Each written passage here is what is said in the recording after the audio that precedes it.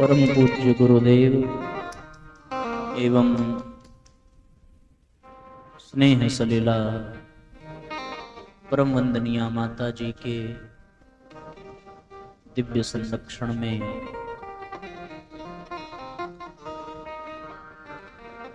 गायत्री शक्तिपीठ के इस पवित्र प्रांगण में चैत्र नवरात्रि के पावन पर्व पर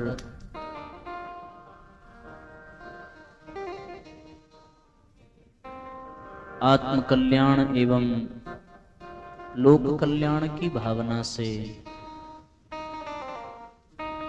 आयोजित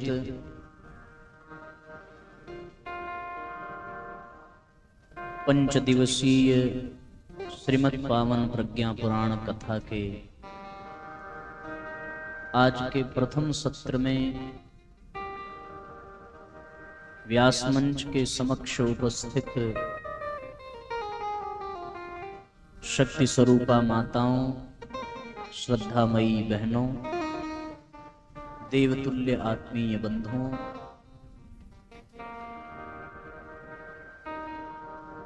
आज के सत्र में आप सभी का बहुत बहुत स्वागत, बहुत बहुत अभिनंदन है। आइए हम सभी भावपूर्वक आज के सत्र का शुभारंभ करें। साथियों, बड़ा पावन पर्व चल रहा है हमारे देश में, चैत्र नवरात्रि का। हर वर्ष चैत्र नवरात्रि को हम लोग मनाते हैं, पर इस बार का चैत्र नवरात्रि का ये पावन पर्व आप सबके लिए, हम लोगों के लिए और भी विशेष हो गया है, क्योंकि इस बार की नवरात्रि पर हम सभी पावन प्रज्ञा पुराण कथा को भी सुनने का सौभाग्य प्राप्त कर रहे हैं। शास्त्रों में ऐसा वर्णन मिलता है कि इसी माह में शुक्ल पक्ष की प्रतिपदा तिथि को ही स्वयं जगत पिता ब्रह्मा जी ने इस सृष्टि का सृजन किया था। जैसे हम लोग अपना जन्मदिन मनाते हैं, वैसे इस दुनिया का अगर हैप्पी बर्थडे मनाना हो तो वो चैत्र नवरात्रि की प्रतिपदा तिथि को मनाया जाना चाहिए। ये धरती इसी दिन बनी, ये सूर्य इसी दिन उगा था, ये चंद्रमा इसी दिन बना था, सारी सृष्टि का शुभारंभ इसी दिन ब्रह्मा जी ने भगवान के परब्रह्म के आदेशानुसार किया था। शास्त्र में वर्णन आता है, जगत ब्रह्मा चैत्र मासे ससर्ग प्रथमे अहनि शुक्ल पक्षे समग्रेतु तदा सूर्योदय सती।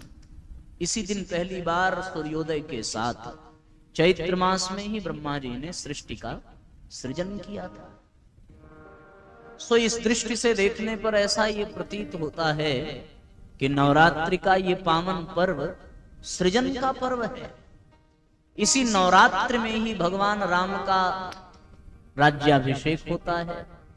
इसी चैत्र नवरात्रि में ही महाराज युधिष्ठिर का राज्याभिषेक हुआ, और इसी चैत्र नवरात्रि में ही विक्रमादित्य, जिनके नाम से विक्रत संवत का शुरुआत हुआ, विक्रम संवत का विक्रमादित्य का भी राज्याभिषेक इसी चैत्र नवरात्रि में हुआ।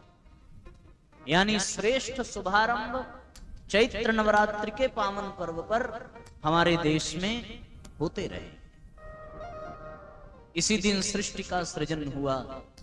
तो इस दृष्टि से देखने पर हम लोग ये कह सकते हैं कि नवरात्रि सृजन का पर्व है। सृजन यानी बनाना, सृजन यानी श्रेष्ठता, सृजन यानी निर्माण करना। तो ये निर्माण का पर्व है, ये श्रेष्ठता का पर्व है, ये बनाने का पर्व है, ये बढ़ाने का पर्व है, ये अपने आप को उठाने का पर्व है, ये अपने आप को श्रेष्ठता की ओर ले जाने का पर्व है। ऐसे पावन नवरात्रि के पर्व पर हम सभी एकत्रित होकर के परम पूज्य गुरुदेव के आध्यात्मिक विचारों को आत्मसात करने का अलौकिक सौभाग्य प्राप्त करने जा रहे हैं। अब जब बनाने की ही बात है, सृजन की ही बात है, निर्माण की ही बात है, तो वो निर्माण, वो सृजन ऐसा होना चाहिए जिससे हमारा कुछ लाभ हो। चीजें समाज में बहुत बन जाती हैं, पर बनने के बाद पता चलता है कि ये लाभदायक है या नहीं है। मकान आदमी बनवाता है, पर उसको बनाने के बाद ये एहसास होता है कि किचन यहाँ की बजाय यहाँ होता तो ज्यादा अच्छा होता। बाथरूम इस जगह बना देते तो जगह बच जाती। बेडरूम इतना बड़ा हो जाना चाहिए था, पोर्च इतना बड़ा हो जाता कि गाड़ी आराम से अंदर खड़ी हो जाती। आदि आदि बातें बनने के बाद समझ में आती हैं। उसी तरीके से कहीं ऐसा ना हो कि हम अपना निर्माण करें, अपने आप का सृजन करें, पर करने के बाद हमें ये पश्चाताप होने लगे कि थोड़ा और अच्छा कर लेते तो ज्यादा अच्छा होता। ब्रह्मा जी को सृष्टि का निर्माण करने के बाद ये पश्चाताप नहीं हुआ होगा। क्यों पश्चाताप नहीं हुआ होगा? उनको मनुष्य बनाने के बाद ये नई सोच आई होगी कि मनुष्य को थोड़ा और अच्छा बना देते तो ठीक रहता। धरती को इतना ही गोल किया, थोड़ा चपटी कर देते तो अच्छा रहता। पानी समुद्र का है, उसको खारा बनाया, फूलों में सुगंध दी, जितनी भी चीजें बनाई, उनको बनाने के बाद ब्रह्मा जी को कोई पश्चाताप नहीं हुआ, कोई पछतावा नहीं हुआ। उन्होंने जो बनाया वो बिल्कुल सही बनाया। और हम जो बनाते हैं उसको बार बार अपडेट करने की जरूरत पड़ती है, ठीक करने की जरूरत पड़ती है। लेकिन ब्रह्मा जी ने जिस सृष्टि का निर्माण किया उसको दोबारा ठीक करने की जरूरत नहीं पड़ी। होता है ना, आज से 10 साल पहले जो मोबाइल आया था तो मोबाइल की कंपनी वालों ने मोबाइल को और अपडेट किया। पहले भारी मोबाइल आते थे, बड़े आते थे, कीपैड वाले आते थे, अब स्क्रीन टच आने वाले आने लगे, है ना। उसमें अपडेट करते गए, यानी उसको और अच्छा और अच्छा और अच्छा बनाने की कोशिश, आने वाले समय में उसको और अच्छा बनाने की कोशिश। पर ब्रह्मा जी ने इस सृष्टि को बनाया, उसमें और अच्छा बनाने की आवश्यकता ही नहीं है। जैसा बना दिया, जितना बना दिया वो अपने आप में पूर्ण है। अब उसमें और कुछ बनाने की आवश्यकता नहीं है। मनुष्य बनाता है तो उसे और ठीक करने की गुंजाइश रहती है, पर ब्रह्मा जी बनाते हैं तो गुंजाइश नहीं रहती। जैसा बना दिया वो उत्तम, सर्वोत्तम, उसमें कोई कमी निकाल नहीं सकता। हमारे सामने कोई कुछ बना दे तो हम लाख कमियां निकाल देते हैं, है ना। भोजन बनकर के आवे, घरवाली भोजन परोसे तो भोजन करने वाला न जाने कितनी कमी निकाल देता। दाल में इतना ये होना चाहिए था, सब्जी ऐसी बन गई, आलू का साइज थोड़ा छोटा रखना चाहिए था, दाल ज्यादा पक गई, गाढ़ी हो गई, नमक और डालना चाहिए, नाना प्रकार की बातें कर देते हैं। लेकिन भगवान जब कोई चीज बनाता है तो उसमें हम लोग कमी निकाल नहीं सकते, क्योंकि वो बहुत अच्छा बना देते हैं। उनकी बनावट में फिर कोई कमी रह नहीं जाती। कोई कितना भी अपना दिमाग लगा ले उनके बनावट में कमी निकालने की, वो अपना ही मुंह पिटाता है, अपनी ही बदनामी कराता है। एक आदमी ने कसम खा ली कि हम भगवान की गलती निकालेंगे, तो उसके दोस्त ने उसकी बड़ी तारीफ की। बोले आज तक इस संसार में ऐसा कोई हुआ नहीं जिसने भगवान में कमी निकाल दी हो। अगर तुमने ऐसा कर दिया तो तुमको विश्व विजेता माना जाएगा, सरकार से हम तुमको पुरस्कार दिलवाएंगे। सो उसने भगवान की कमी निकालने की सोची। रास्ते में अपने मित्र के साथ जा रहा था तो जाते जाते उसको कद्दू का पौधा दिखाई पड़ा। यहाँ कद्दू ही बोलते, लौकी को क्या बोलते हैं? कद्दू ही बोलते हैं। लौकी का पौधा दिखाई पड़ा। छतों पर पौधे होते हैं लौकी। तो उसने अपने मित्र से कहा, भाई भगवान की गलती नंबर 1 लिखो। गलती नंबर 1 का मतलब बहुत सारी कमियां निकालने वाला है, पर पहली गलती भगवान की निकाली कि कद्दू इतना बड़ा और पौधा कितना कमजोर। नाइंसाफी है कि नहीं? भाई मजबूत पौधे में उतना बड़ा या तो कद्दू छोटा रखते या फिर पौधे को मजबूत बनाते। पर देखो इतना कि 1 उंगली से आदमी तोड़ ले, लेकिन फल उसका कितना बड़ा। ये भगवान की गलती है कि नहीं? मित्र ने कहा गजब हो गया, ऐसा विद्वान पुरुष मैंने आज तक नहीं देखा जिसने भगवान को बुरा सिद्ध कर दिया। और बात बिल्कुल सही है। सो उसने तुरंत गलती लिखी कि भगवान ने कद्दू दिया तो सही पर गलत पौधे में दे दिया। किसी विशाल वृक्ष में देना चाहिए था। बड़े प्रसन्न हुए, मित्र का अभिमान और बढ़ा कि अब मैं भगवान की दूसरी गलती निकालूंगा। सो आगे बढ़ता गया, आम के बगीचे में पहुंचा, उसकी दृष्टि आम के फल पर गई। बोला भगवान की दूसरी गलती लिखो। पूछा दूसरी गलती क्या? बोले दूसरी गलती ये कि आम इतना बड़ा और इसका पेड़ इतना बड़ा। ये आम कद्दू वाले पौधे में लगाना चाहिए था और कद्दू को आम वाले पेड़ में लगाना चाहिए। आम का पेड़ मजबूत होता है। मित्र ने कहा कि भाई धन्य हो गए, हमें तुम्हारे जैसा विद्वान मित्र मिला, मजा आ गया। आम के पेड़ के नीचे बैठे आराम करने लगे। सो भगवान ने भी सोचा कि मजा चखाना जरूरी है। एक हवा का झोंका आया, ऊपर से आम टूटा और टूट करके उसकी नाक पे ही गिरा। नाक पे गिरा तो मित्र को जोर से पुकारा। उसने तुरंत अपना कापी कलम उठाया। हाँ भाई तीसरी गलती मिल गई क्या? मित्र ने कहा नहीं नहीं तीसरी गलती नहीं। बोले यार ये नाक पे चोट कैसे लग गई? अब वो दवा ढूंढने लगा, पट्टी ढूंढने लगा, मरहम ढूंढने लगा। बोले काम करो, पट्टी मरहम बाद में, पहले भगवान की जो गलतियां लिखी थी उसको तुरंत काटो। मित्र ने पूछा कि ऐसा क्यों? बोले भगवान ने गलत नहीं किया। अगर आम के पेड़ में आज आम की जगह कद्दू लगा होता और वो कद्दू मेरे ऊपर गिरा होता तो मेरे बच्चे अनाथ हो जाते, मेरी पत्नी विधवा हो जाती। भगवान ने जो किया बहुत सही किया भाई। गलती हमारी है कि हम ही भगवान को नहीं समझ पाए। हम लोग जो बनाएंगे उसमें कमी निकल जाती है, लेकिन भगवान जब बनाता है तो उसमें कमी नहीं निकलती। कोई लाख कोशिश कर ले नहीं निकाल सकता। भगवान ने कितनी अद्भुत चीजें बनाई हैं, आप कल्पना करके देखो। अगर भगवान के द्वारा बनाई गई एक एक चीज पर दृष्टिपात किया जाए तो लगेगा कि किसी आश्चर्य से कम नहीं है। ये छोटा सा शरीर 5 फुट का 4 फुट का, इस शरीर में जितनी नस नाड़ियां हैं, इस नस नाड़ियों को अगर बांध करके लंबी रस्सी जैसा बनाया जाए तो ये पता है कितनी बड़ी है? ये इतनी बड़ी है कि पूरी धरती को 3.5 बार लपेटा जा सकता है। इतनी बड़ी और इतनी नसें हमारे शरीर में विद्यमान है, हमें पता ही नहीं चलता। और एक आश्चर्य मैं आपको और बताऊं, आदमी के पास पेट कितना बड़ा है? इतना बड़ा, बस इतना सा। उसी में एक जगह लीवर है, नीचे किडनी है, उसी में फेफड़ा वगैरह सब दे दिया, जगह है उसमें। उसी में आंत भी है, सारी चीजें पेट के अंदर ही हैं। लेकिन क्या आश्चर्य है कि आदमी का पेट कभी भरा ही नहीं आ सकता। सवेरे खाया शाम तक खा ली, रात में खाया सुबह खा ली, आज तक कभी भरा नहीं। ये किसी आश्चर्य से कम है क्या?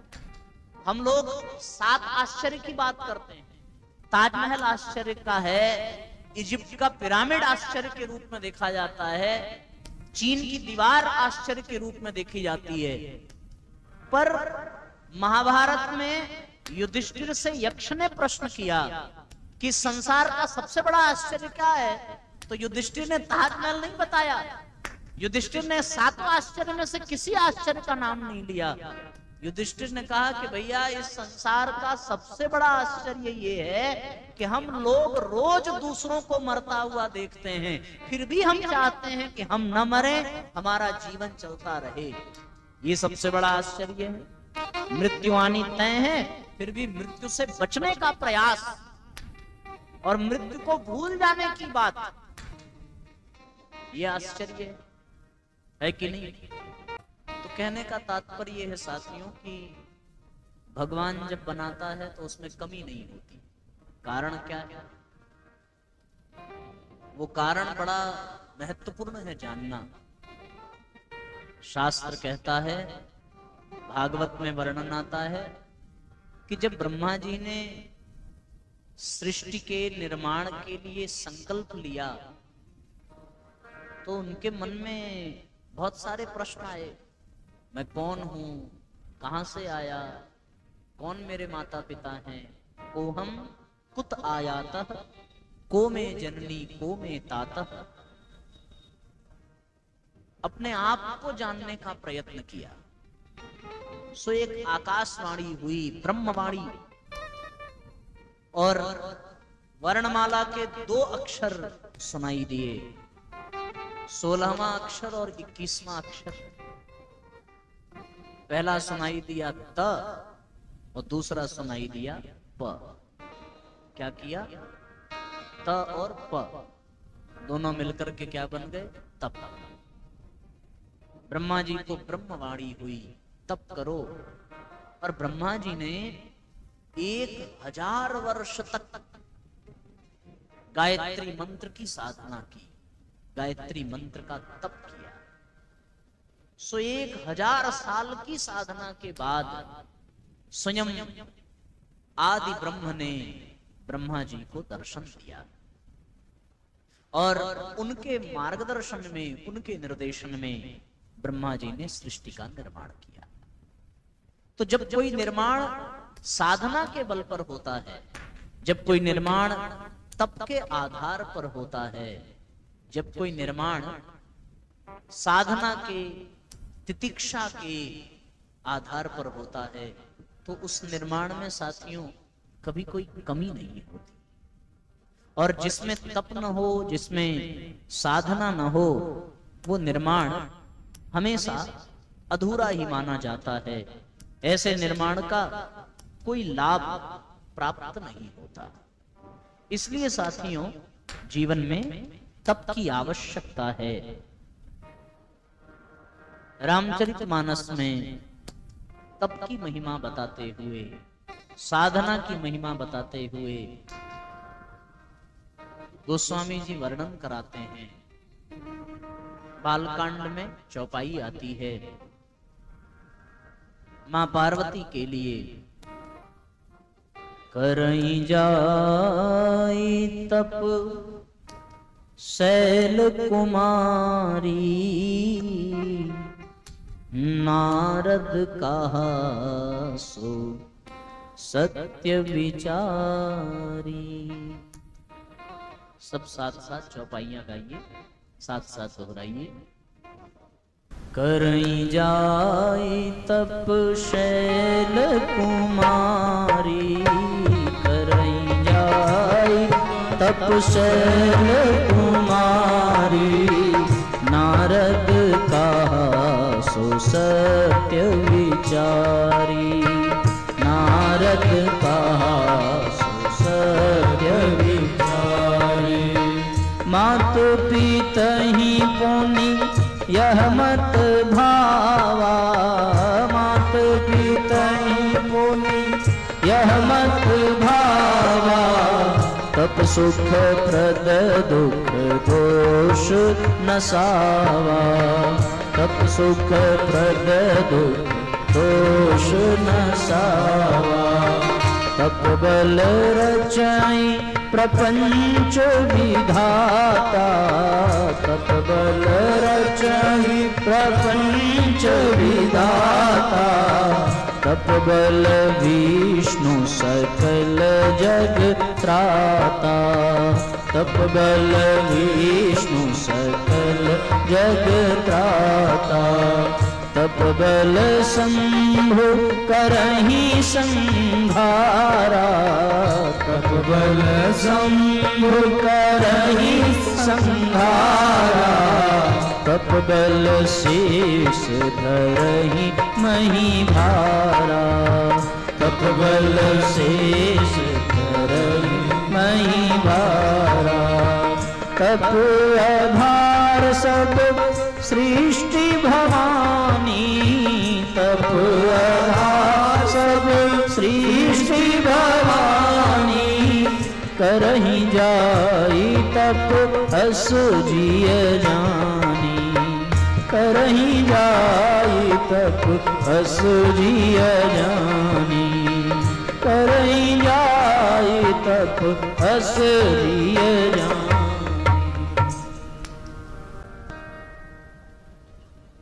तप करने की महिमा का वर्णन बताया।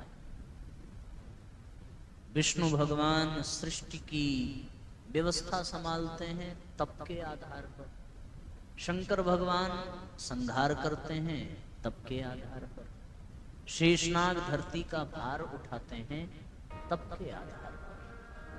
तप बल रचई प्रपंच विधाता, ब्रह्मा जी सृष्टि की रचना करते हैं तप के आधार पर। तो साथियों, सृजन के लिए, निर्माण के लिए तप की आवश्यकता है। बिना तप के जो निर्माण होता है वो बड़ा अधूरा होता है। लोहा तपता है तो फौलाद बन जाता है, कोयला तपता है तो हीरा बन जाता है, सोना तप करके कुंदन बन जाता है। बिना तप के जीवन में कभी कोई श्रृंगार नहीं हो सकता, कभी कोई सृजन नहीं हो सकता। नवरात्रि का पर्व सृजन का पर्व है, निर्माण का पर्व है, पर वो निर्माण तप के आधार पर हो सकता है, दूसरा और कोई अवलंबन नहीं है। बिना साधना के वो निर्माण संभव नहीं है। निर्माण भी दो तरह के होते हैं, एक लौकिक निर्माण है, जगत का निर्माण, और एक निर्माण पारलौकिक है, अलौकिक निर्माण। शरीर का निर्माण कर लेना, मकान का निर्माण कर लेना, मंदिर का निर्माण कर लेना, मूर्तियों का निर्माण कर लेना, ये सब जगत के निर्माण हैं। लेकिन अपनी आत्मा का निर्माण कर लेना, अपनी बुद्धि का निर्माण कर लेना, अपने व्यक्तित्व का निर्माण कर लेना, ये पारलौकिक निर्माण है। बाहर का निर्माण, जगत का निर्माण पैसे के आधार पे हो सकता है, धन बल के आधार पर, जन बल के आधार पर, लेकिन भीतर का जो निर्माण है साथियों, भीतर का जो सृजन है, वो धन बल के आधार पर नहीं हो सकता। आप किसी को पैसा दे करके झूठ बोलना नहीं छुड़ा सकते। छुड़ा सकते हो? नहीं। जिसकी जो आदत है वो आदत अपनी पैसे के बल पे नहीं छोड़ सकता। आप किसी से कहो कि हम तुमको 1000 रुपया देंगे, शराब पीना छोड़ दो, वो तैयार हो जाएगा। 1000 रुपया आपसे रोज लेगा और 1 सीसी रोज ज्यादा पिएगा। पैसा मिल रहा है, छोड़ने का वचन देकर के और पिएगा। भीतर का निर्माण पैसे के बल पे नहीं होता, भीतर का निर्माण आत्मबल से होता है, और आत्मबल तप से प्राप्त होता है, साधना से प्राप्त होता है। हम सबका भी सृजन हुआ है, हम सबका भी निर्माण हुआ है। जब हम लोग अपनी माता के गर्भ में थे तो मां के गर्भ में निर्माण हुआ कि नहीं हुआ?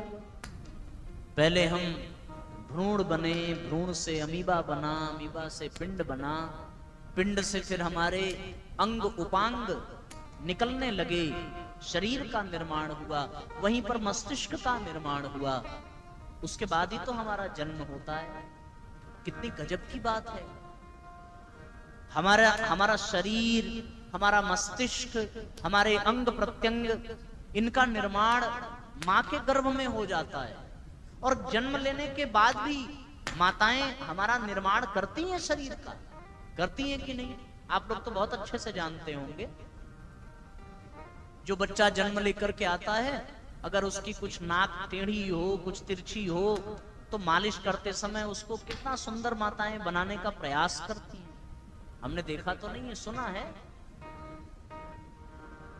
उसके एक एक अंग की मालिश, उसको और मजबूत बनाने के लिए अपने रक्त को दूध बना करके माँ अपने बच्चों को पिलाती है, अपने गर्भ में 9 महीने रख करके उसका निर्माण करती है। पर वो जन्म देने वाली माँ भी हमारे केवल शरीर का निर्माण कर पाती है, हमारी बाहरी दुनिया का निर्माण कर पाती है, हमारे लिए भोजन का निर्माण कर देगी, जल का निर्माण कर देगी, कपड़े का निर्माण कर देगी, व्यायाम का निर्माण कर देगी, विद्यालय का निर्माण कर देगी, शरीर का निर्माण कर देगी, लेकिन आत्मबल का निर्माण वो जन्म देने वाली माता भी नहीं कर सकती। तो फिर परम पूज्य गुरुदेव कहते हैं कि एक माँ शरीर का निर्माण करती है, पर एक और माँ है जो हमारे भीतर आत्मशक्ति का, आत्मबल का निर्माण करती है। जन्म देने वाली माता को जननी कहते हैं और आत्मबल का निर्माण करने वाली माता को गायत्री कहते हैं।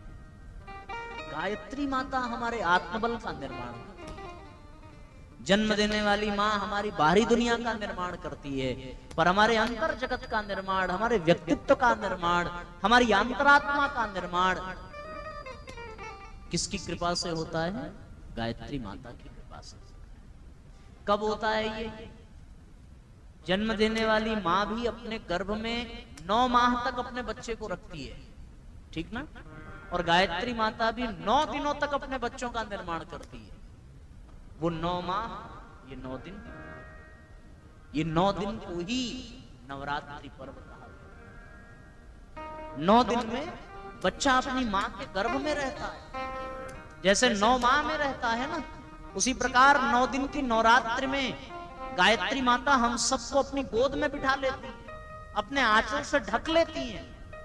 और इन 9 दिनों में जो तप करता है, जो साधना करता है, जो अपने आप को गायत्री माता से जोड़ देता है, जो उनके आंचल को पकड़ लेता है, जो उनकी गोद में बैठ जाता है, जो उनके अनुशासन को पालने लगता है, जो उनके मंत्र का जाप करने लगता है, इन्हीं 9 दिनों में, इसी नवरात्रि में गायत्री माता उस व्यक्ति के व्यक्तित्व का, उसकी आत्मा का निर्माण करके उसको सुंदर बनाती है।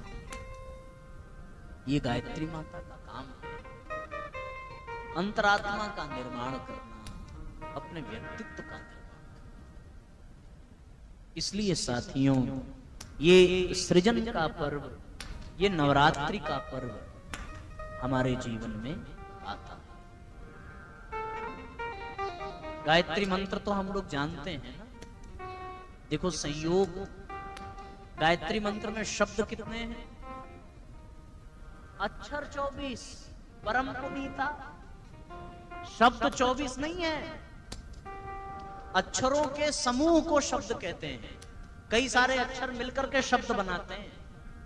सो अक्षर 24 हैं, लेकिन शब्द 24 नहीं। शब्द कितने हैं? 9। कितने शब्द हैं? 9। तो जन्म देने वाली माँ भी गर्भ में 9 माह तक रखती है। नवरात्रि का पावन पर्व भी 9 दिन का आता है, और गायत्री मंत्र में भी शब्द 9 हैं। जोड़ लीजिए, पहला शब्द तत्, दूसरा सवितुर, तीसरा वरेण्यम, चौथा भर्गो, 5वां देवस्य, 6ठा धीमहि, 7वां धियो, 8वां योनः, 9वां प्रचोदयात्। ये 9 शब्द हैं। इन 9 शब्दों के द्वारा इन 9 दिन की नवरात्रि में गायत्री माता हम सबका उद्धार करे।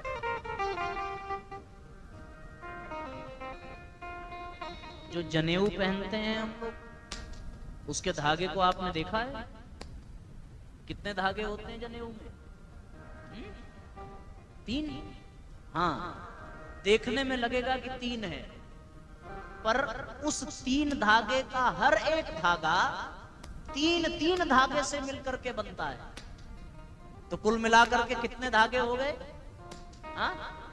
9 धागे हो गए। सो गुरु दीक्षा देते समय शिष्य को यज्ञोपवीत देता है, कितने धागे का? 9 धागे का। और मंत्र देता है 9 शब्द का। गुरु अनुशासन देता है, मंत्र देता है, सब 9 की संख्या। ऐसे 9 के संख्या का संयोग बना, तो फिर 9 दिन की नवरात्रि का संयोग बना। और इस 9 दिन की नवरात्रि में हमें अपने आप को गायत्री माता के गोद में, गायत्री माता के गर्भ में समर्पित कर देना चाहिए, ताकि हम अपने आंतरिक व्यक्तित्व का निर्माण कर सकें। बाहरी निर्माण चाहे जितना कर लिया जाए, पर जब तक भीतर का निर्माण मजबूत नहीं होगा तब तक बाहर का निर्माण किसी काम का रह जाएगा नहीं। ऊपर की बिल्डिंग कितनी भी मजबूत हो पर नीचे की नींव मजबूत ना हो तो दीवार खड़ी होगी नहीं, खड़ी होगी, है ना। भीतर का निर्माण बहुत आवश्यक है। बाहर से ये साउंड बॉक्स कितना सुंदर लग रहा है, भीतर से तहलका मचा रहा है। कमजोर दिल का आदमी कई बार मरे, ऐसे बीच बीच में झटका दे रहा है, इसका भीतर का निर्माण ठीक नहीं है। बाहर से तो बहुत बढ़िया है। तो साथियों, भीतर का निर्माण जरूरी है और भीतर का निर्माण गायत्री माता के आंचल में ही हो सकता है। बहुत पहले हमने एक मातृ वंदना लिखी थी, आइए उसी के माध्यम से हम सभी भावपूर्वक माँ से प्रार्थना करें कि हे माँ, हम सबको अपने आंचल में ले करके हमें आत्मनिर्माण का सौभाग्य प्रदान करिए। इन 9 दिन की नवरात्रि में हम अपने आंतरिक कायाकल्प कर सकें, ऐसा भाव करते हुए सब एक साथ एक स्वर में माँ से प्रार्थना करेंगे। बोलिए गायत्री माता की जय, बोलिए परम पूज्य गुरुदेव की जय। माँ तुम्हारे ही पुत्र हैं हम, हृदय में विराजो हमारे। माँ तुम्हारे ही पुत्र हैं हम, माँ तुम्हारे ही पुत्र हैं हम, हृदय में विराजो हमारे। माँ तुम्हारे ही पुत्र हैं हम, हृदय में विराजो हमारे। अपने आंचल की तुमको बिठा लो, अपने आंचल में हमको बिठा लो। दूर हो जाएंगे पाप सारे, दूर हो जाएंगे पाप सारे। माँ तुम्हारे ही पुत्र हैं हम, हृदय में विराजो हमारे।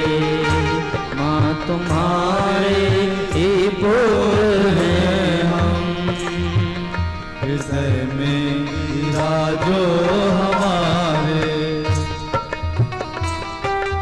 दोनों हाथ ऊपर उठा करके एक साथ तालियां बजाइए।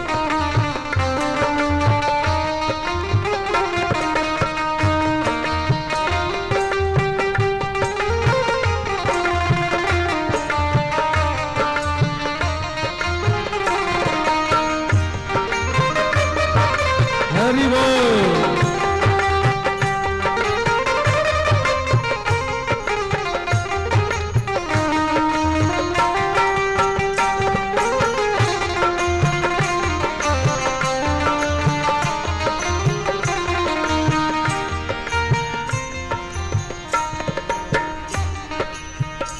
प्यार ही प्यार तुमसे मिला है, प्यार ही प्यार तुमसे मिला है। मेरा जीवन तुम्ही से खिला है, मेरा जीवन तुम्ही से मिला है। प्यार ही प्यार तुमसे मिला है, मेरा जीवन तुम्ही से खिला है। प्यार ही प्यार तुमसे मिला है, मेरा जीवन तुम्ही से खिला है। तुमने हम सबको चलना सिखाया, तुमने हम सबको चलना सिखाया। खुल गए भाग्य के द्वार सारे, खुल गए भाग्य के द्वार सारे। माँ तुम्हारे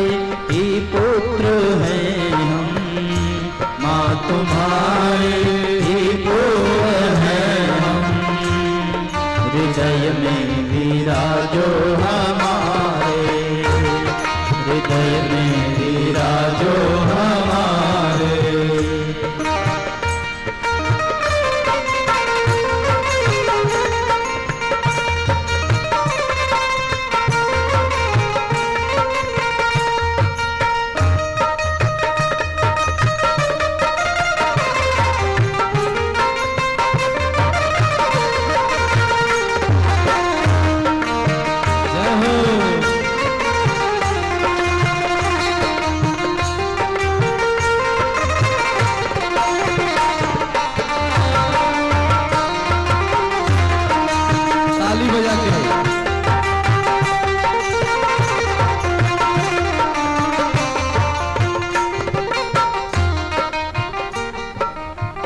मेरा जीवन सुखी या दुखी हो, तेरे आंचल की छाया बनी हो। मेरा जीवन सुखी या दुखी हो, तेरे आंचल की छाया बनी हो। मेरा जीवन सुखी या दुखी हो, तेरे आंचल की छाया बनी हो।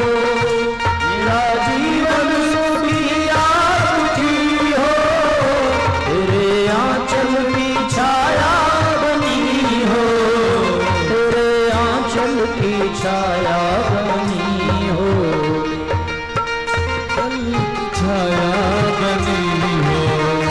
मेरा जीवन सफल तब बनेगा, मेरा जीवन सफल तब बनेगा, जब किसी काम आए तुम्हारे।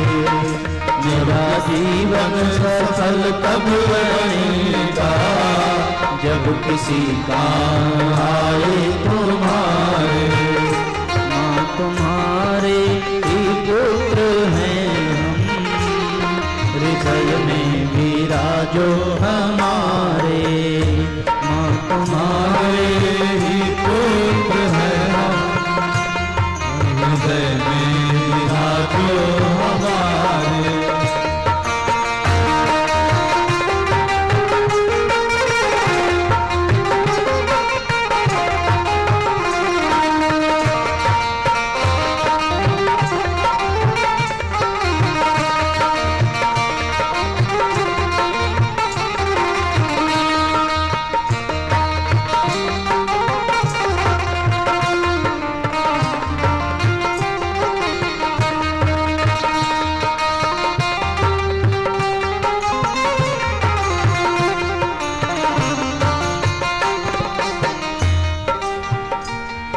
अगर कोई हमसे खता हो, माँ अगर कोई हमसे खता हो, मुझको मंजूर सारी सजा हो। मुझको मंजूर सारी सजा हो। माँ अगर कोई हमसे खता हो, मुझको मंजूर सारी सजा हो। अगर कोई मुझसे खता हो, मुझको मंजूर सारी सजा हो। मुझको मंजूर सारी सजा हो। तू कभी भी न हमसे जुदा हो, तू कभी भी न हमसे जुदा हो, वरना हो जाएंगे बेसहारे। वरना हो जाएंगे बेसहारे। माँ तुम्हारे ही पुत्र हैं हम, माँ तुम्हारे ही पुत्र हैं हम, हृदय में विराजो हमारे। हृदय में विराजो हमारे।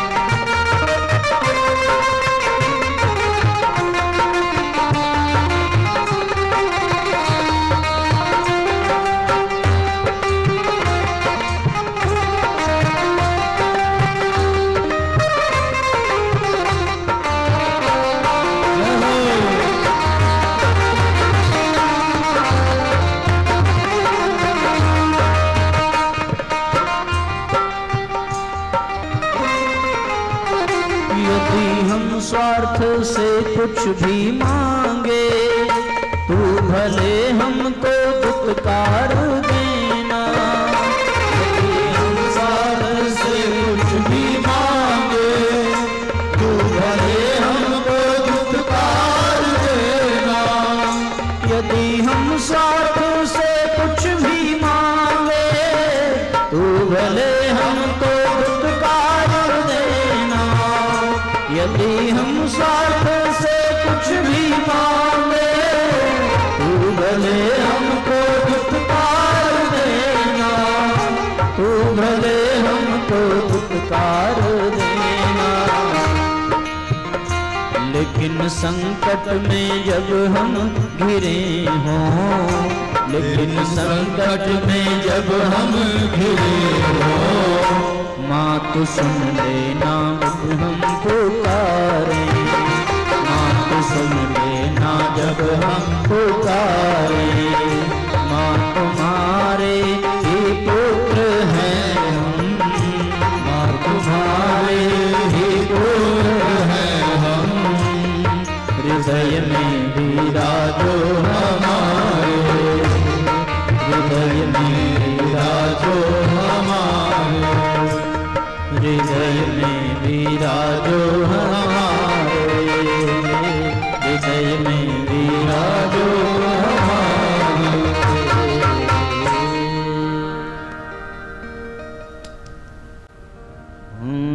अपने आंचल की छाया में ले लो,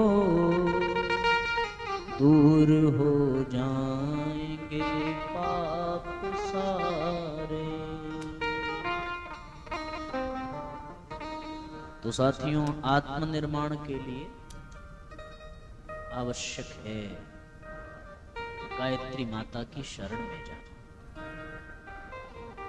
गायत्री माता की शरण में आकर के शास्त्रों में वर्णन, मनुस्मृति में भगवान मनु ने कहा है, कामान माता पिता चैनम यद उत्पादयतो मिथः, संभूतिम तस्यताम विह्लादयत्यो नावभिजायते।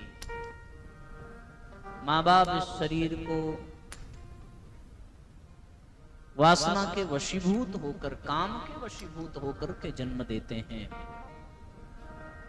पर जब आचार्य गायत्री मंत्र की शिक्षा देता है, तो उस गायत्री मंत्र की शिक्षा से हमारे भीतर द्विजत्व का जन्म होता है।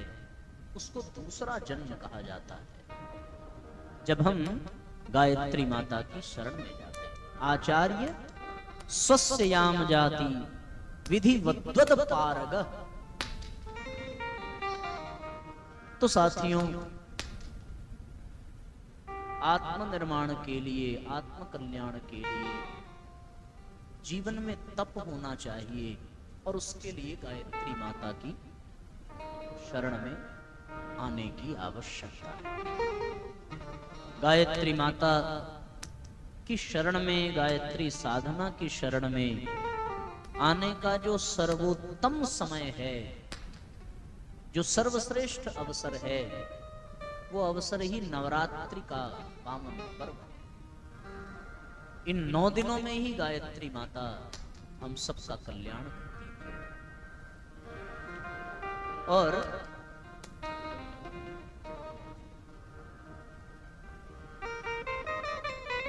दीक्षा देते समय गुरु अपने शिष्य को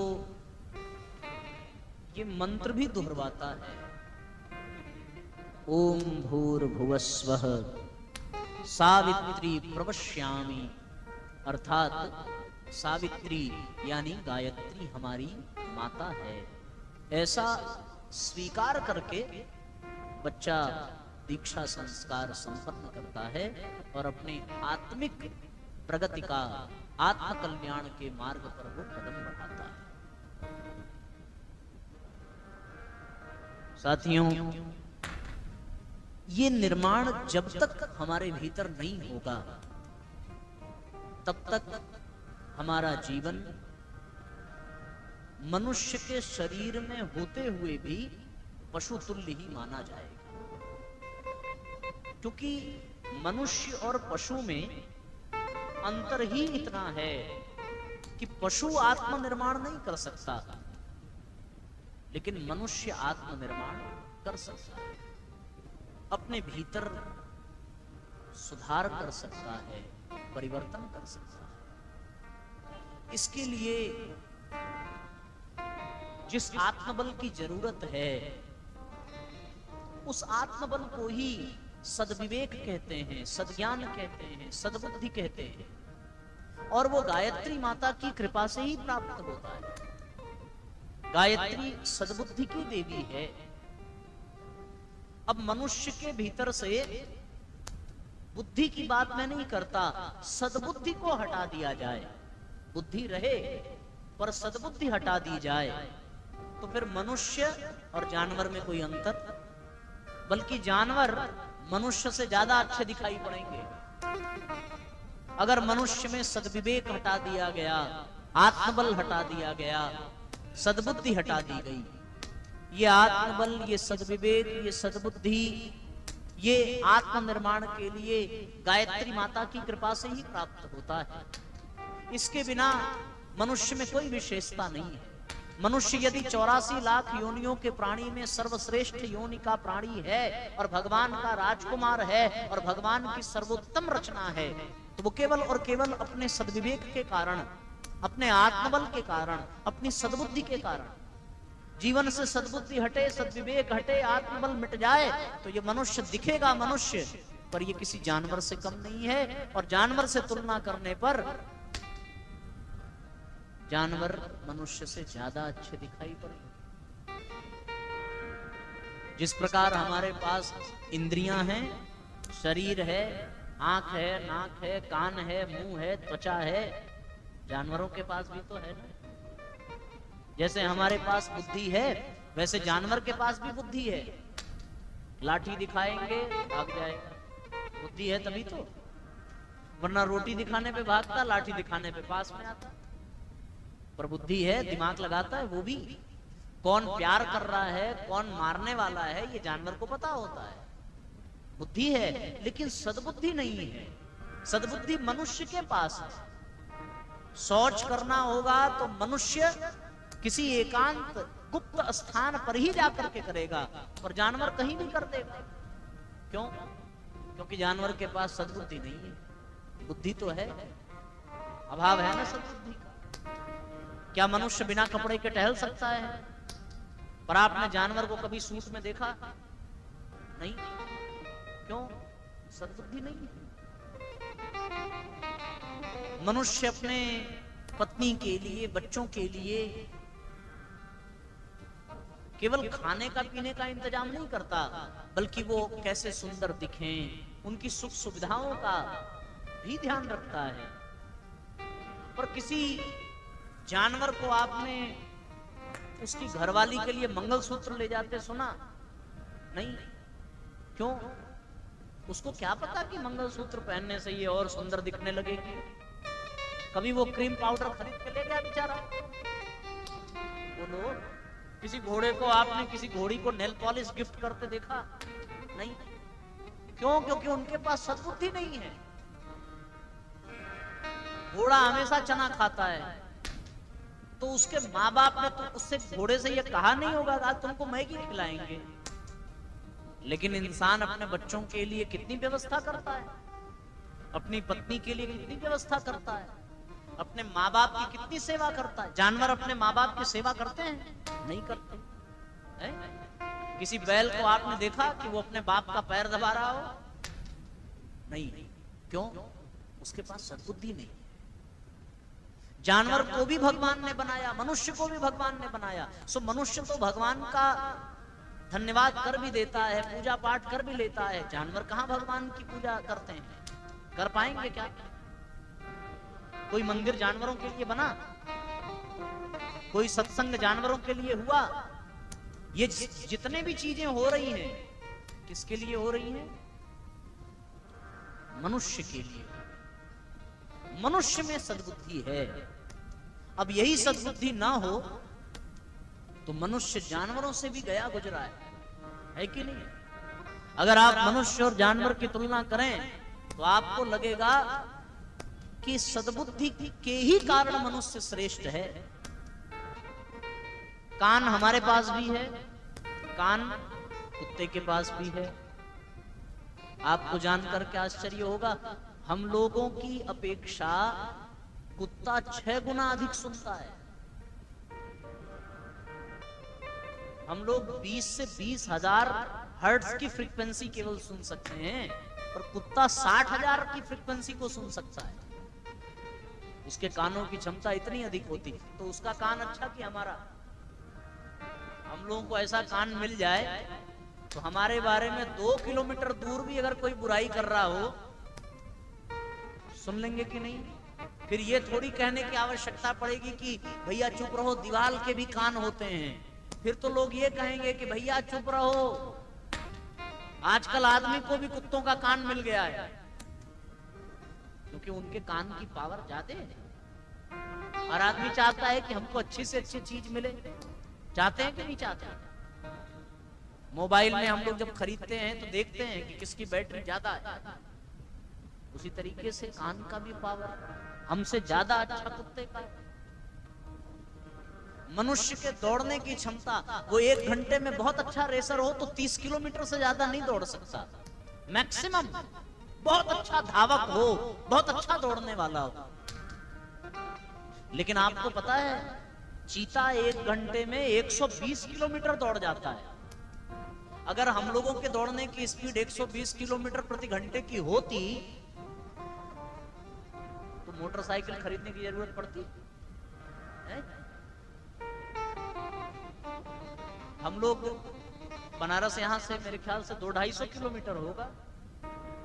अब अगर इतनी दौड़ने की ताकत होती तो क्या जरूरत थी ट्रेन से आने की? एक बार छलांग लगाते 2 घंटे में दौड़ के आ जाते। अगर चीते जैसा दौड़ने का सामर्थ्य होता तो जानवर तो हमसे बहुत तेज है दौड़ने में, वो हमसे सुनने में भी बहुत तेज है। हम लोग देख सकते हैं मनुष्य केवल 20 फुट की दूरी पर, अगर बीच में कुछ ना हो तो वो 20 फुट की दूरी तक अपनी आंख से देख सकता है। इससे ज्यादा दूर का उसको दिखाई नहीं पड़ेगा। लेकिन जब जितने भी बंदर थे माता सीता की खोज के लिए समुद्र के किनारे पहुंचे तो जटायु के भाई संपाति ये कहते हैं कि तुम लोगों को कम दिखाई पड़ता है, पर गिद्ध की दृष्टि अपार होती है।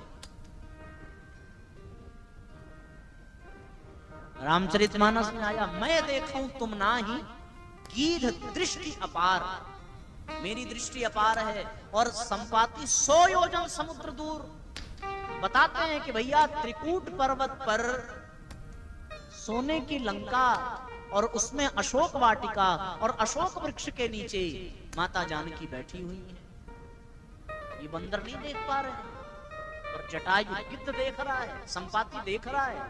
तो आदमी के आंख की पावर ज्यादा है कि गिद्ध के? अब अगर ये पॉसिबल होता तो लोग 1,00,000-1.5 लाख रुपया देकर के गिद्ध की आंख लगवा लेते। नहीं, क्या जरूरत है भाई चश्मा लगवाने की? पर संभव नहीं है। यानी देखने की क्षमता भी जानवरों में ज्यादा, सुनने की क्षमता जानवरों में ज्यादा, दौड़ने की क्षमता जानवरों में ज्यादा। एक हट्टा कट्टा आदमी अपने जीवन में अपने शरीर से 100 से 150 किलोग्राम का वजन उठा सकता है। इससे ज्यादा उठा पाएगा? नहीं। ये भी पहले जमाने के लोग। आज के जमाने के लोग तो सील लोढ़ा नहीं उठा पा रहे हैं। 5 किलो आटा अगर बाजार से उठा के ले आना पड़े तो भुजाएं दुखने लगेंगी। आजकल के बच्चे शिकायत करने लगते हैं, हम इतनी सब्जी नहीं लेकर के आएंगे, बहुत भारी हो जाता है। पहले जमाने के लोग तो 100-150 किलोग्राम का वजन उठा लेते थे। पर जानवरों की क्षमता आप देखो, जानवर तो आदमी को अपने ऊपर बिठा करके टहल रहा है। कोई आदमी जानवर को अपने ऊपर बिठा के टहल पाता है क्या?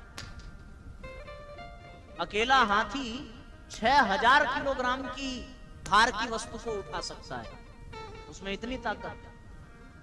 तो हर दृष्टि से देखने पर जानवर आदमी से ज्यादा शानदार, मजबूत, पावरफुल दिखाई पड़ेंगे। लेकिन फिर भी केवल एक विशेषता जिसकी वजह से 150 किलोग्राम उठाने वाला आदमी 6000 किलोग्राम उठाने वाले हाथी को भी अपने वश में कर लेता है ना। केवल एक विशेषता मनुष्य में ऐसी है कि वो 30 किलोमीटर प्रति घंटा की स्पीड से दौड़ सकने वाला आदमी 120 किलोमीटर प्रति घंटा की स्पीड से दौड़ने वाले चीते का वध कर देता है। केवल एक विशेषता, केवल एक विशेषता ऐसी है कि 20,000 हर्ट्ज तक केवल सुनने वाला आदमी 60,000 हर्ट्ज तक सुनने वाले कुत्ते को पालतू बना देता है। केवल एक विशेषता, और वो विशेषता क्या है? वो विशेषता है सद्बुद्धि, वो विशेषता है आत्मबल, वो विशेषता है सत्यान। यही जानवरों के पास नहीं है, और जानवरों को ये पता भी नहीं है कि ये सब पाने के लिए गायत्री साधना करनी चाहिए। वरना मैं सच कहता हूं, अगर जानवरों को भी ये पता चल जाए कि नवरात्रि में गायत्री मंदिर आना चाहिए, गायत्री मंत्र जपना चाहिए, तो मैं आप लिख के ले लो, आदमी पीछे हो जाएगा, आपको आने में 6 बज जाएगा प्रवचन में। पर जानवरों को ये बता दिया जाए कि 5 बजे शुरू हो जाएगा, तो वो 4:45 बजे आकर के बैठ जाएंगे। गलत तो नहीं कह रहे? आप मुस्कुरा रहे हैं, इसका मतलब ये है कि आपको भी विश्वास है कि भैया हाँ हमसे देर हो जाएगी, पर जानवर देर नहीं करेगा। हमारा तो 30 माला जपने में 3 घंटा बैठने में किसी का पैर दुखेगा, कमर दुखेगा, जम्हाई आएगी। तो जानवर अगर जपना शुरू कर देना तो वो 4-4, 5-5 घंटे एक आसन पे बैठ करके जप कर लेगा। हम लोगों का उपवास टूट सकता है, जानवर का नहीं टूटेगा। बड़े संकल्पवान होते हैं। सही कह रहे हैं। लेकिन इन सब के बावजूद भी मनुष्य श्रेष्ठ है। किसकी वजह से? क्योंकि उसको पता है कि मंदिर जाना है, क्योंकि उसको पता है कि गायत्री साधना करनी है, क्योंकि उसको पता है कि नवरात्रि पर्व विशेष है। बस जानवरों को यही नहीं पता है, वरना ये स्थान खाली थोड़ी होता। आप लोग आधे से कम में होते, बाकी आसपास के इलाके के जितने लोग होते सब आ जाते, और आपको उनके लिए भी प्रसाद की व्यवस्था करनी पड़ती है। और अगर वो देखते कि आपकी व्यवस्था में कमी है तो वो अपनी व्यवस्था कर लेते। बहुत शानदार व्यक्तित्व होता है जानवर। बस बेचारे मार खा जाते हैं मनुष्य के सामने आने पर, केवल एक कारण की वजह से, और वो कारण है मनुष्य की सद्बुद्धि। फिर दुर्भाग्य की बात पता है क्या है? दुर्भाग्य की बात यह है कि आज मनुष्य के पास सब है, किसको छोड़कर? सद्बुद्धि को छोड़कर। सब है इंसान के पास। मकान की कमी है, पहले कच्चे मकान होते थे कि अब तो पक्का मकान बन रहा है। पैसे की कमी है, पहले लोग गरीब थे कि अब? बताओ। अनाज पहले कम था कि अब? खाने की व्यवस्था पहले कम थी कि अब? कपड़े पहले कम थे कि अब? पहले तो एक ही साड़ी होती थी, एक ही धोती कुर्ता होता था। अब तो साड़ी की इतनी वैरायटीज आ गई है कि उतने हमारे रिश्तेदार नहीं है। बनारसी साड़ी, सूरत की साड़ी, शिफॉन की साड़ी, मुझे तो बहुत, आप लोग ज्यादा पता होगा। हमने अभी लेटेस्ट में एक नाम जाना, कांजीवरम की साड़ी आ गई है। ऐसी ऐसी साड़ी, सिल्क की साड़ी, इतनी वैरायटी। ये पहले था नहीं। पहले 100-100, 150-150 की साड़ियां मिल जाती थी। अब बताओ 5-5 हजार की, 10-10 हजार की साड़ियां। आदमी अपने आप को गिरवी रख दे तब भी साड़ी न खरीद पावे, इतनी महंगी महंगी। तो आज मनुष्य के पास पैसा है, परिवार है, संपत्ति है, सब कुछ है। और अगर कुछ नहीं भी है तो कारण केवल इतना है कि अब उसके जीवन में सद्बुद्धि का अभाव हो रहा है। अब उसकी सद्बुद्धि घटती जा रही है। अच्छा आप बताओ, हमारे जीवन में संपत्ति है, विपत्ति भी तो है? जितने लोग यहां बैठे हैं, किसी से भी पूछा जाए आपके जीवन में कोई समस्या है, शायद ही कोई कहे कि हाँ नहीं है। हर व्यक्ति के जीवन में कुछ ना कुछ विपत्ति होगी, कुछ ना कुछ समस्या होगी, और उसके जीवन में उतनी ही अधिक समस्या होगी जिसके जीवन में जितनी कम सद्बुद्धि होगी, और जिसके जीवन में सद्बुद्धि जितनी ज्यादा होगी उसके जीवन में समस्या उतनी कम होगी। सिद्धांत ये कहता है। एक सेठ जी रात में सो रहे थे, रात में सो रहे थे, ये कहना जरूरी है, क्योंकि आजकल मनुष्य की जब सद्बुद्धि खो गई तो अब मनुष्य रात में कहां सोता है। पहले रात में केवल जानवर जगा करते थे, पहले रात में केवल कुछ महापुरुष लोग जपा करते थे, जगा करते थे, जिनकी दृष्टि दूसरों की धन दौलत पर, संपत्ति पर होती थी, बाकी सब खर्राटे मार के सोते थे। पर आज आप 12 बजे, 12:30 बजे, 1 बजे, 1:30 बजे किसी भी घर में चले जाओ, किसी न किसी कमरे में कोई न कोई मोबाइल चलाता हुआ आपको दिख ही जाए। रात में आदमी सोता ही नहीं है। सूर्योदय से पहले जो लोग जगते थे, अब वो लोग सूर्योदय के बाद भी जमाई लेते हैं। तो इसलिए मैंने कहा कि एक सेठ जी थे जो रात में सो रहे थे। ये उस जमाने के सेठ जी थे। आज के जमाने के जो सेठ जी होंगे वो कहां रात में सो पाएंगे। उनको अपने पैसे की चिंता होगी, तिजोरी की चिंता होगी, कैसे नींद आएगी। आजकल तो सोने के लिए नींद की गोलियां खानी पड़ रही हैं। अपने देश में कम, विदेशों में ज्यादा। जैसे हम लोग नाश्ता करते हैं ना, वैसे वहां नींद की गोली अनिवार्य रूप से ली जाती है सोने के लिए। जबकि वहां पैसा अधिक है, संपत्ति अधिक है, विज्ञान ज्ञान अधिक है विदेशों में। नाना प्रकार की विधि व्यवस्थाएं विदेशों में अपने देश की अपेक्षा अधिक हैं, फिर भी वहां सोने के लिए नींद की गोलियां लेनी पड़ रही हैं। तो वो सेठ जी रात में सो रहे थे, उनके सपने में माता लक्ष्मी आई, और लक्ष्मी माता ने आकर के कहा कि सेठ जी, मैं कल तुम्हारे घर से चली जाऊंगी क्योंकि मेरा जाने का समय आ गया है। इतने दिन तक तुमने हमारी बड़ी सेवा की है, अच्छे काम में लक्ष्मी को लगाया, धन को लगाया है, सो जाने से पहले तुम कोई वरदान मांगना चाहते हो तो मांग लो। तो सेठ जी ने कहा कि माँ, जा ही रही हो तो मुझे वरदान जरूर चाहिए, पर मैं सोच रहा था कि अपने परिवार वालों से बात करके, सबका विचार लेकर के फिर आपसे वरदान मांगूं। तो आप फिलहाल एक वरदान दो कि आप कल फिर से वरदान मांगने के लिए कहोगी, और कल तक और रुक जाना। तो माता लक्ष्मी ने कहा चलो भाई, जब ऐसी बात है तो एक दिन और सही। सवेरे सेठ जी जगह, अपने परिवार वालों को बुलाया और बताया कि मुझे ऐसा ऐसा सपना आया, लक्ष्मी माता छोड़ के जाने वाली हैं, बताओ क्या चाहिए। बोला है वरदान मांगने के लिए, सो मांग लें। तो किसी ने कहा कि पटना में 3 BHK बुक करा लो, अब तो जा ही रही है। किसी ने नेकलेस बनवाने के लिए कहा। अपने अपने वृत्ति के अनुसार सबने अपनी बात कही कि मुझे ये बनवा दो, वो बनवा दो, ये करवा दो, वो करवा दो।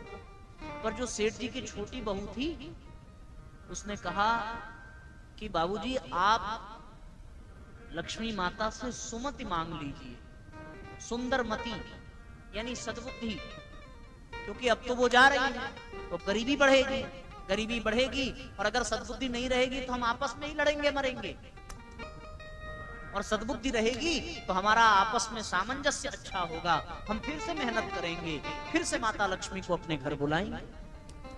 सो सेठ जी को छोटी बहू की बात जमी। माता लक्ष्मी सपने में आई, सेठ जी ने प्रणाम किया, कहा वरदान मांगने को। सो माता लक्ष्मी ने जब कहा तो सेठ जी ने कहा, माँ, जाने से पहले हमारे परिवार के हर व्यक्ति को सद्बुद्धि दे करके जाइए। सुमा लक्ष्मी ने कहा कि सेठ जी, अब जाने की जरूरत ही नहीं है। बोले क्यों? बोले जहां सुमति तहां संपत्ति नाना, और जहां कुमति तहां विपत्ति मेरा। जहां सुमति है, जहां सद्बुद्धि है, वहां से लक्ष्मी को विदा होने की जरूरत नहीं है।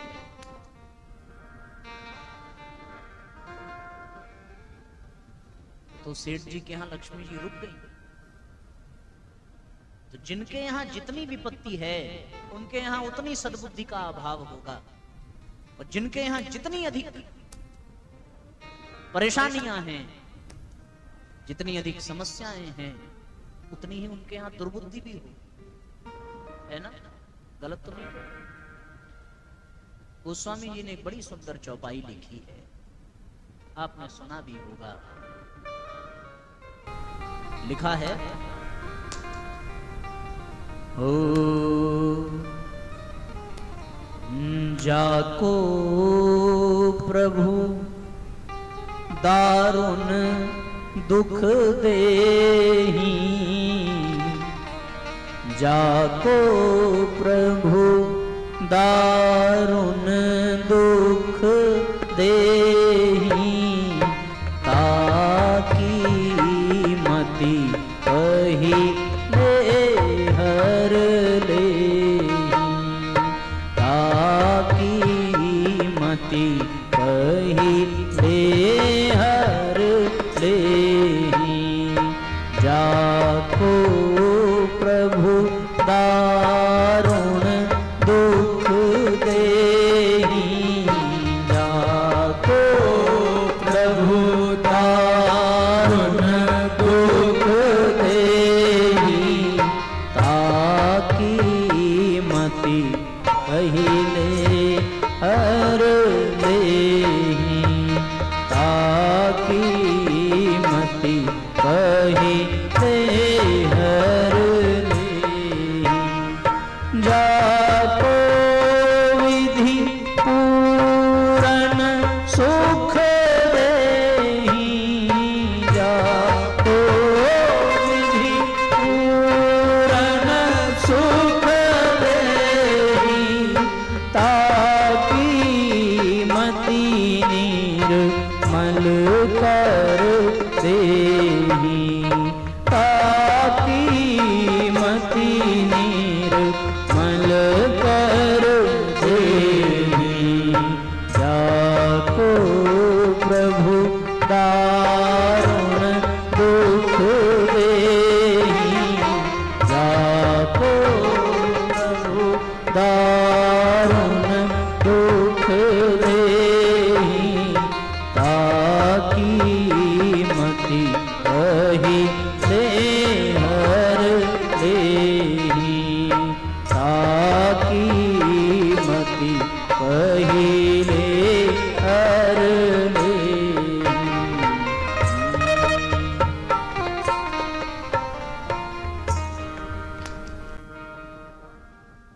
तो भगवान जिसको दुख देते हैं या जिसके जीवन में दुख आता है, कारण एक ही है कि उसके जीवन में केवल इसलिए दुख आता है कि भगवान उसकी मति पहले हर लेते हैं। विनाश काले विपरीत बुद्धि, बुद्धि विपरीत हो जाती है जब विनाश का समय आ जाता है। होता है कि नहीं होता? महाभारत में एक बड़ा सुंदर मंत्र आया है, लिखे हैं भगवान वेदव्यास जी लिखते हैं, न देवा दंड मादाय रक्षांत पशुपालवत। जैसे डंडा लेकर के पशु से रक्षा की जाती है, ऐसे देवता हमारी रक्षा नहीं करते। फिर कैसे करते हैं? फिर आगे की पंक्ति में लिखा, यम तो रक्षितुमिच्छन्ति, अगर वो रक्षा करने की इच्छा रखते हैं, बुद्ध्या संविभजनितम, कि वो हमें क्या बुद्ध्या यानी हमें बुद्धि प्रदान करते हैं, सद्बुद्धि दे देते हैं अगर वो हमारी रक्षा करना चाहते हैं तो। और अगर वो हमारी रक्षा करना नहीं चाहते तो फिर वो हमसे क्या छीन लेते हैं? सद्बुद्धि ही छीन लेते हैं। हम लोग जब छोटे छोटे थे, हमारे गांव में एक घटना घटी। जहां रहते थे उन दिनों चोर उचक्कों का बड़ा बोलबाला था। आज से लगभग 25-26 साल पहले की बात बता रहे हैं। तो एक ऐसा क्रम चला था कि चोर जो होते थे वो भेष बदल करके घर की महिलाओं से मित्रता कर लेते थे और फिर सारी पोल पट्टी लेकर के वो घर में डकैती डालते थे।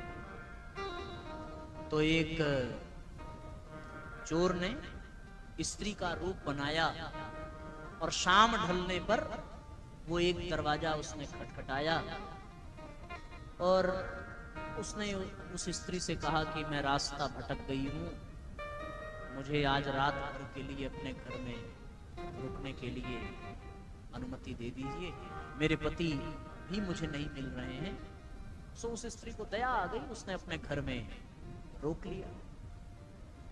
अब रोक लिया तो जैसे ही रात हुई सब सो गए, वैसे ही उस चोर ने जो स्त्री बना था उसने फिर अपने बाल हटाए, साड़ी उतारी और फिर से वो चोर के रूप में आ गया और उसने उस घर की महिला को, जिसके घर में कोई और नहीं था, केवल उसके 2 बच्चे और वो महिला, और उसको डरा धमका करके उसने लूटने की योजना बनाई।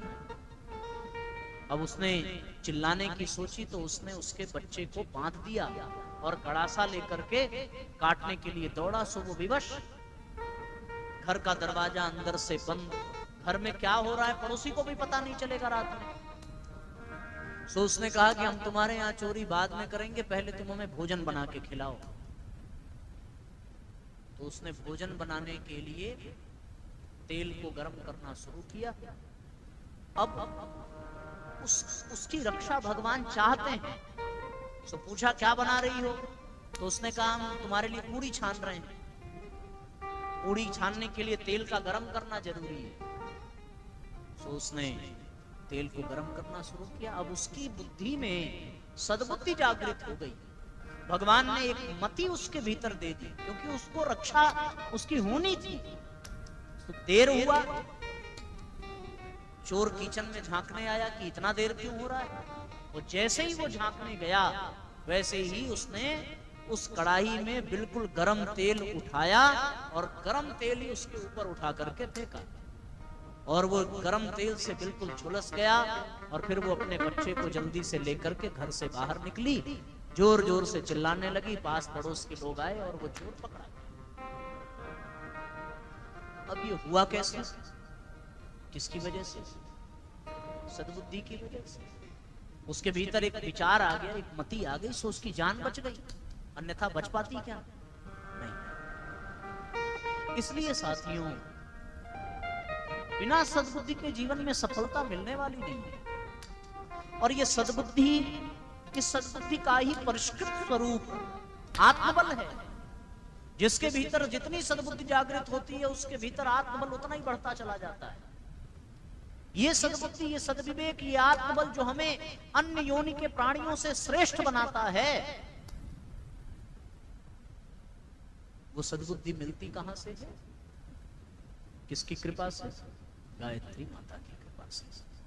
और गायत्री माता की कृपा को प्राप्त करने का जो सबसे श्रेष्ठ अवसर है, उसको ही साथियों नवरात्रि काल के इस समय हम सबको भी तप करना चाहिए, हम सबको भी गायत्री साधना करनी चाहिए, ताकि हम अपने भीतर भी वो सद्बुद्धि जागृत कर सकें, वो श्रेष्ठ बुद्धि जागृत कर सकें, जिसके बल पर हम अपना कल्याण कर सकते हैं, अपना निर्माण कर सकते हैं, अपना उद्धार कर सकते हैं। सद्बुद्धि प्रदान करने वाली माता कौन है? केवल और केवल गायत्री माता है।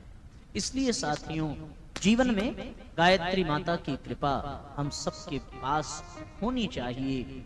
और जब जीवन में सद्बुद्धि आ जाती है तभी जीव का कल्याण होता है। पैसा कितना भी हो, सामर्थ्य कितनी भी हो, पद प्रतिष्ठा कितनी ही क्यों न हो, पर अगर सद्बुद्धि नहीं है तो जीवन निरर्थक हो जाता है। और अगर जीवन में सद्बुद्धि है तो जीवन सार्थक हो जाता है। और वो सद्बुद्धि केवल और केवल माँ गायत्री की कृपा, माँ गायत्री की प्रेरणा से ही प्राप्त हो सके। सो आज का सत्र जो है वो विलंब से प्रारंभ हुआ और इस वजह से साथियों हम लोग आज की चर्चा को ठीक समय पर, ऐसे तो दीदी ने कहा था कि 8:30 बजे तक संपन्न हो जाए, पर घड़ी पर दृष्टि जा रही है तो 9 बज गया है। भूख लगी है आप लोग? हाँ, चलिए तो हम लोग माँ से सद्बुद्धि की प्रार्थना करते हैं जो शुद्ध बुद्धि देने वाली है, और उसके पश्चात फिर आरती करके आज के सत्र को हम लोग विश्राम देंगे। दोनों हाथ ऊपर उठा करके जय घोष करें।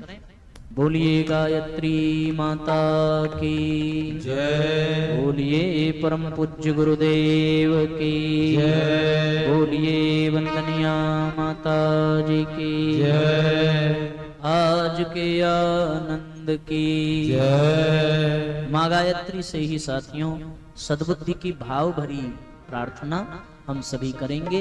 एक साथ एक स्वर में तालियां बजाते हुए एक साथ दोहराएंगे।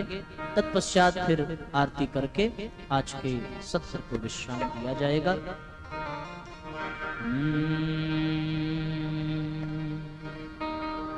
हे हंस वाहिनी माँ, हे सृष्टि की विधाता, हे हंस वाहिनी माँ, हे सृष्टि की विधाता, हे हंस वाहिनी माँ, हे सृष्टि की विधाता, हे हंस वाहिनी माँ, हे सृष्टि की विधाता, हे आद्य शक्ति जननी, हे आद्य शक्ति जननी, हे शुद्ध बुद्धिदाता, हे हंस वाहिनी माँ, हे सृष्टि की विधाता, हे हंस वाहिनी माँ, हे सृष्टि की विधाता। जय हो।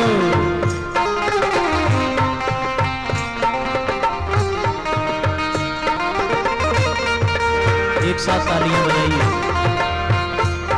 ताली बजाते हैं।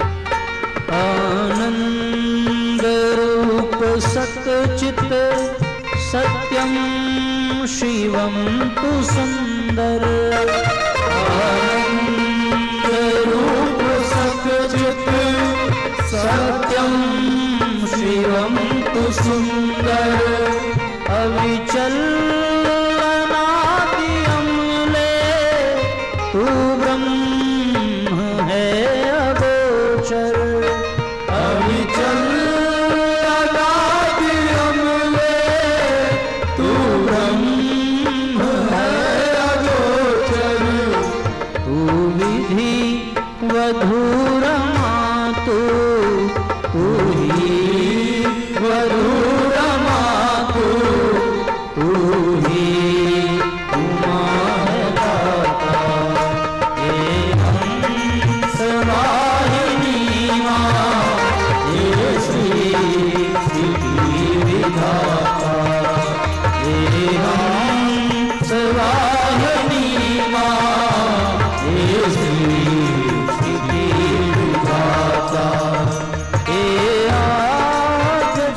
शक्ति जननी हे आद्य शक्ति जननी हे शोध बुद्धि दाता हे हंस वाहिनी मां हे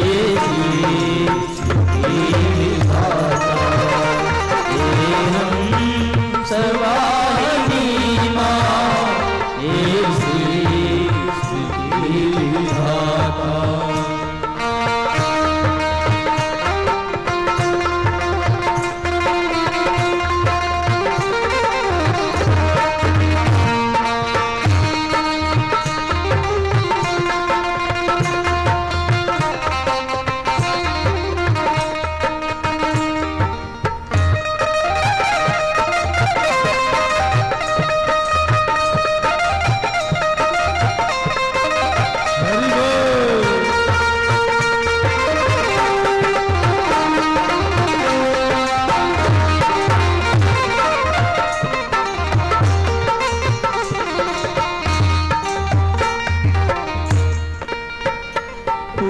राम कृष्ण सीता सतरूपा विधाराधा राम कृष्ण सीता सतरूपा विधाराधा तू कल्प वृक्ष माया हरती है भव की बाधा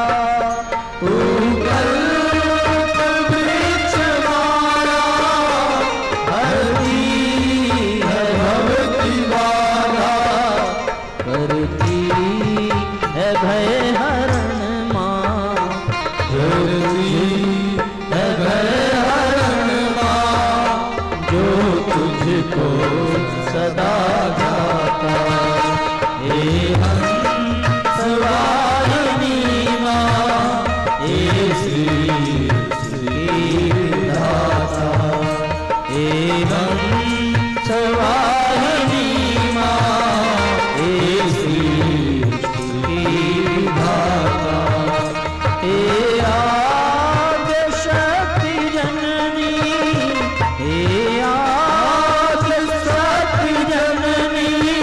हे